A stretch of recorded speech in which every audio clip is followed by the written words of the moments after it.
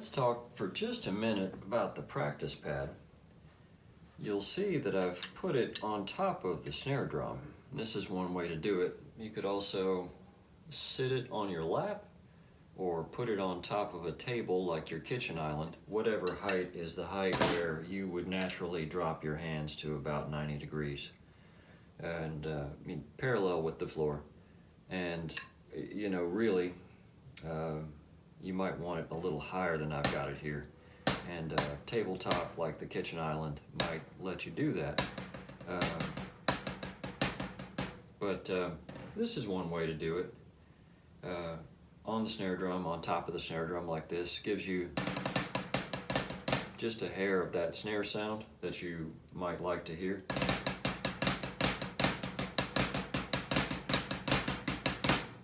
This is one way to practice higher stick heights without tons and tons of volume. It's not going to be as loud as hitting the snare drum hard. So this might be a thing late at night or early in the morning if you don't want to bug anybody else. This is one way to do it.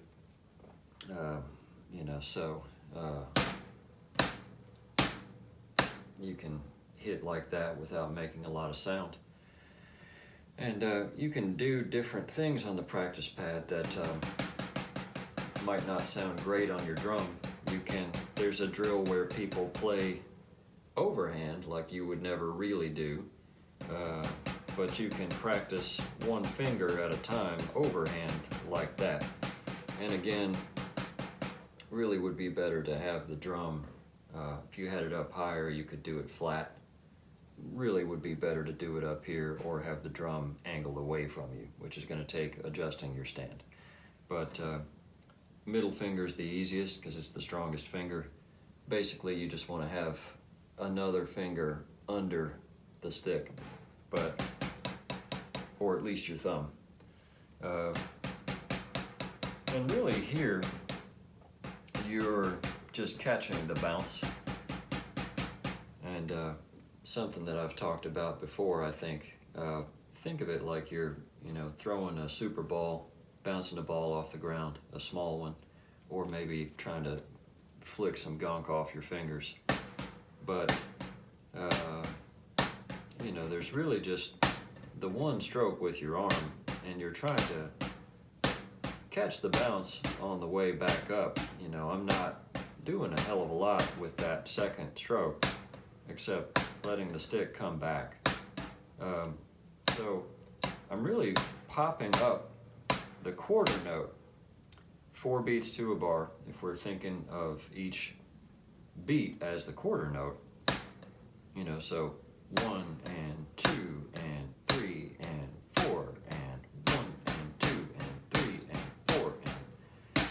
A lot of the work that my wrist is doing is popping the stick up before that quarter note downbeat.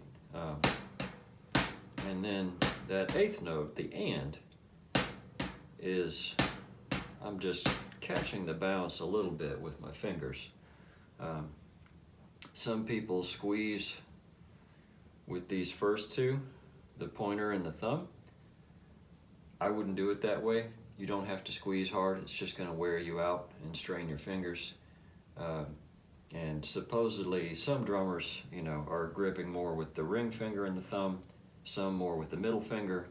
For me, it's basically my thumb and the middle 2 fingers, the middle and the ring. But if you ever played pool, it's a bit like a pool cue. Don't choke it. Same with a golf club. You play golf, I think. Don't choke it. You can see that there's, quarter inch to a half inch maybe of room there in that little V grip between that pointer finger and the stick, and you just want to catch that bounce. And there's different things you can do with that on the hi-hat especially, but something to practice with a practice pad. With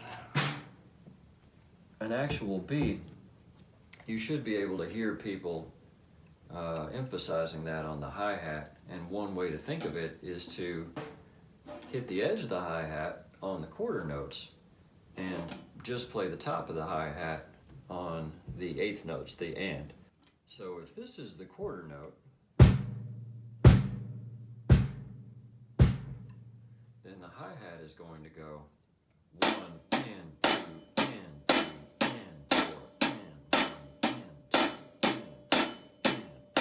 and 1 and 2 and 3 and 4 and.